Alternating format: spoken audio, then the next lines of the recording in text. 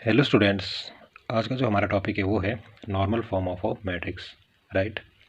तो जो rank of matrix वाला चैप्टर है उसका टॉपिक है।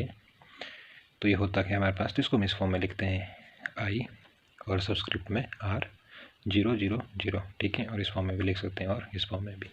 Are called the normal form of matrix, right. इसको बोलते हैं नॉर्मल फॉर्म। तो एक एग्जाम्पल करते हैं हम इसका।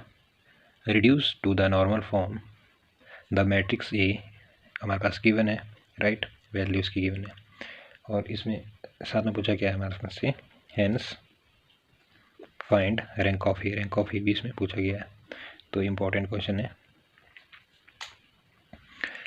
तो सबसे पहले क्या करेंगे, इसमें हम सॉल्यूशन में ए की वैल्यू लिखेंगे, राइट। तो ए की वैल्यू आपको गिवन है, दी हुई। तो हमने लिखा ए इज इक्वल टू 2 2 2 1 2 1 3 4 3। तो हमने इसमें करना क्या है, जो हमारी ए की जो वैल्यू है इसको हमने किस फॉर्म में बनाना है, इसको बनाना है हमने आइडेंटिटी मैट्रिक्स की फॉर्म में, राइट। तो आइडेंटिटी मैट्रिक्स आपको पता है किस फॉर्म में बनती है। 3x3 मैट्रिक्स के लिए 1 0 0 0 1 0 0 0 1, ठीक है। तो उस फॉर्म में हमने इसको बनाना है। फिर लगाएंगे हम ऑपरेशन। तो ऑपरेशन लगाएंगे हम, सबसे पहले क्या करेंगे, R1 इंटरचेंज R2।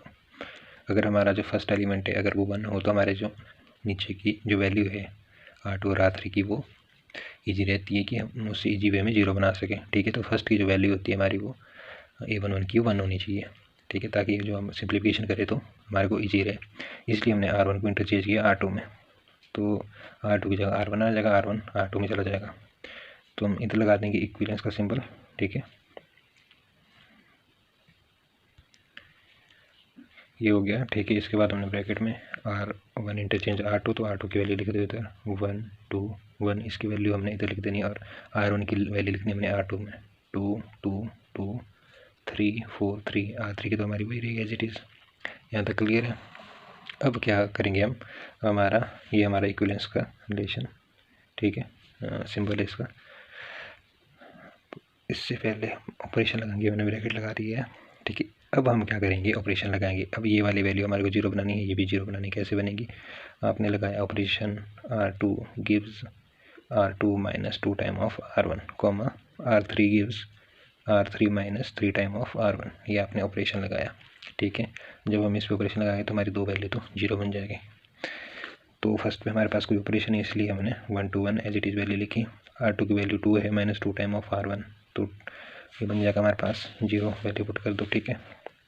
अब R2 रो है, सेकेंड एलिमेंट है इसका 2, तो R2 की वैल्यू है 2 माइनस 2 टाइम ऑफ R1 की वैल्यू है 2।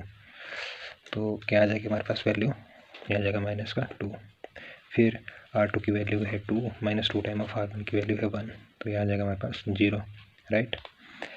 अब है R3 की value 3 minus 3 time of R1 की वैल्यू है 1, ये हो गया हमारे पास 0। R3 की वैल्यू है 4 माइनस 3 टाइम ऑफ R1 की वैल्यू है 2, तो आ जाएगा माइनस का 2। R3 की वैल्यू है 3 माइनस 3 टाइम ऑफ R1 की वैल्यू है 1, तो 3 माइनस 3 हो गया 0, राइट। यहाँ तक क्लियर है। अब हम लगाएंगे और ऑपरेशन।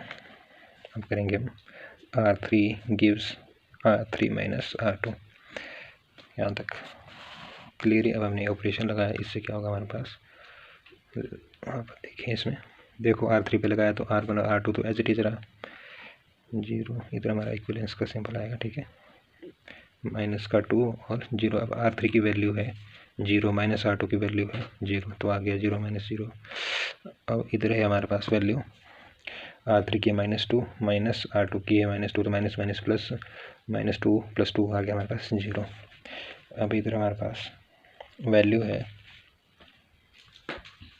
इधर भी हमारे पास आ जाएगा 0। तो हमने जो आइडेंटिटी मैट्रिक्स की अभी हमारी कैसे बनती है 3x3 के लिए आपको पता है, तो भी हमारी वो बनी नहीं है। इसके बाद और हम स्टेप लगाएंगे। अब क्या करेंगे, हम ऑपरेशन लगाएंगे नेक्स्ट।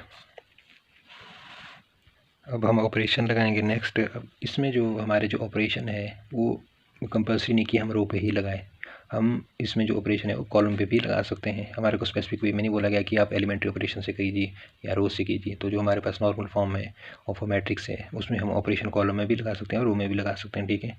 हमारे को बनाना है क्या, इसको आइडेंटिटी मैट्रिक्स की फॉर्म में बनाना है, ओके। तो इसके बाद हम कॉलम पे ऑपरेशन लगाएंगे। C2 gives C2 minus 2 time of C1 comma C3 gives C3 minus C1। ये हमने ऑपरेशन लगाया इस पर, ठीक है। अब देखो C1 पे कोई ऑपरेशन नहीं है तो C1 की वैल्यू एज इट इज़ लिखो 1 0 0। ये हमारा इक्विवेलेंस का सिंबल, ठीक है। यहाँ तक क्लियर है। अब हमारे पास C2 की वैल्यू है 2 माइनस 2 टाइम ऑफ C1 की वैल्यू है 1, तो क्या आ गया हमारे पास? C2 की वैल्यू है 2 माइनस 2 टाइम ऑफ 1, तो 2 माइनस 2 कितना हो गया हमारे पास? 0। अब C2 की वैल्यू है 1 माइनस 2 टाइम ऑफ C1 की वैल्यू होगी हमारे पास 1। तो हम कॉलम 2 पे ऑपरेशन लगा रहे हैं, ठीक है। तो C2 की जो नेक्स्ट वैल्यू है हमारे पास, हम C3 पे मूव ऑन हो गए थे। C3 की जो वैल्यू है 2 की वैल्यू है, इसकी निकाल दी हमने फर्स्ट वैल्यू, ठीक है। अब हमने नेक्स्ट वैल्यू निकालनी है, तो C2 की नेक्स्ट वैल्यू हमारे पास कॉलम, ये हमारा ये फर्स्ट कॉलम, ये सेकंड कॉलम, ये थर्ड कॉलम, इसको बोलेंगे हम C1, ये C2, ये C3, ठीक है। तो C2 की जो नेक्स्ट वैल्यू है वो है हमारे पास -2, राइट, -2 टाइम ऑफ C1। तो C1 की वैल्यू कितनी है हमारे पास? 0, ठीक है। तो हमारे पास जो वैल्यू आ जाएगी वो आ जाएगी हमारे पास -2, राइट। अब देखो C2 की वैल्यू है 0, -2 टाइम ऑफ C1 की वैल्यू भी है 0, तो वैल्यू क्या आ जाएगी आपके पास? 0, राइट। अब चलते हैं कॉलम 3 की तरफ। कॉलम 3 पे हमने क्या ऑपरेशन लगाया है? C3 gives C3 minus C1। C3 की वैल्यू है 1 माइनस C1 की वैल्यू है 1, तो आ जाएगा आपके पास 0, ओके। अब C3 की वैल्यू है 0, C1 की वैल्यू है 0, तो 0 माइनस 0 हो गया 0। नेक्स्ट C3 की वैल्यू है 0 माइनस C1 की वैल्यू भी है 0, तो आ जाएगा हमारे पास 0, ठीक है। अब नेक्स्ट स्टेप हम क्या करते हैं? नेक्स्ट लगाएंगे हम R2 gives -1/2 time of R2 पे हमने ऑपरेशन लगाया, तो दिस इज इक्विवेलेंट टू, तो ये आ जाएगा 1 0 0। R2 ऑपरेशन लगाया तो ये आ जाएगा 0 माइनस ऑफ 1/2, तो 2 से 2 कैंसिल हो जाएगा, नेगेटिव से नेगेटिव कैंसिल, हमारे पास आ जाएगा इधर 1, इधर आ जाएगा 0, इधर 0 0 0। तो हमारी आइडेंटिटी मैट्रिक्स बनी है? नहीं बनी है, क्योंकि जो हमारे पास इधर 1 नहीं है, ठीक है। 3x3 के लिए तो हमारी नहीं बनी है, अदरवाइज इधर 1 होना था। तो किसके लिए बनी है हमारी आइडेंटिटी मैट्रिक्स? 2x2 के लिए बनी है, राइट। तो 2x2 के लिए हमारी आइडेंटिटी मैट्रिक्स होती है 1 0 0 1।